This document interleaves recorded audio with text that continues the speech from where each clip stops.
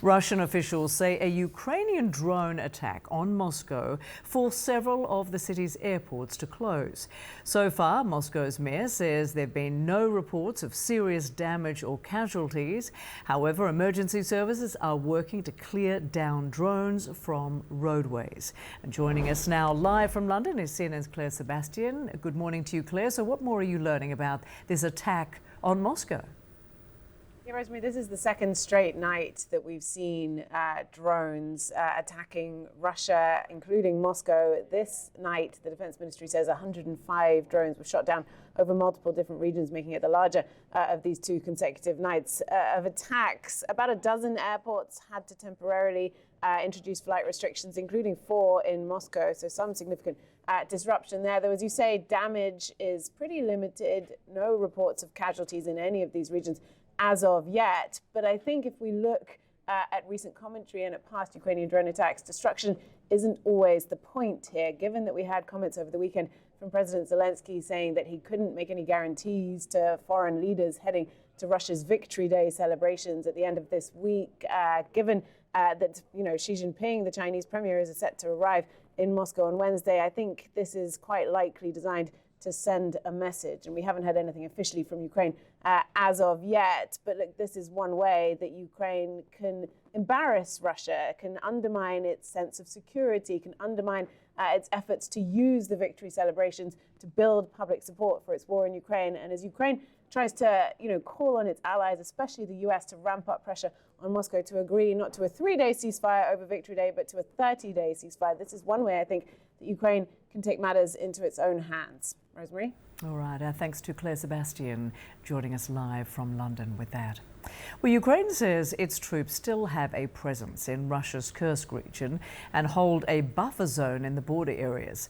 Last month, Russian President Vladimir Putin claimed that his forces had defeated the Ukrainian incursion there, and they were aided by troops from North Korea. CNN's Will Ripley has more on that. It was the worst-kept secret of the war in Ukraine. For months, North Korea and Russia denied teaming up on the battlefield, even as the evidence and casualties began piling up. Ukraine said they had a hard time capturing North Korean soldiers alive, claiming they blew off their own faces with grenades, choosing death over the risk of exposing the mission. Then, seemingly out of the blue, Comrade Kim Jong-un decided on our armed forces' participation in the war and informed the Russian side. North Korean troops in Kursk, honored on state TV, praised as selfless warriors, shedding blood to defend a brother nation. Kim Jong-un invoking a rarely cited mutual defense clause, saying Russian territory was under attack, and North Korea answered the call.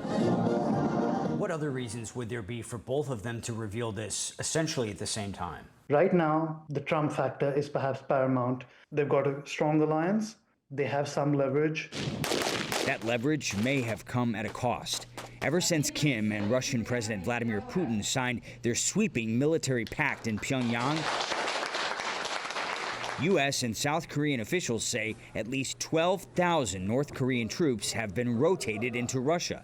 South Korea's National Intelligence Service estimates 5,000 North Korean casualties, including at least 600 deaths.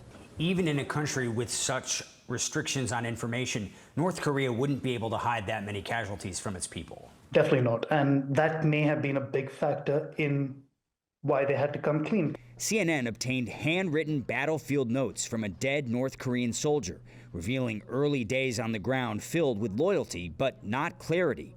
Diaries from 2 captured North Korean soldiers revealed many didn't know where they were or why they were fighting. The North Koreans even carried notes about using soldiers as bait in a drone attack. But Ukraine says the North Koreans are learning fast, in real time, mastering drone warfare, artillery coordination, 21st century battlefield tactics, more valuable and deadly than decades of military drills. There's even talk of North Korean soldiers marching in Russia's Victory Day parade next week. Whether or not Kim shows up, the message to Trump is clear. North Korea is no longer on the sidelines. Will Ripley, CNN, Taipei.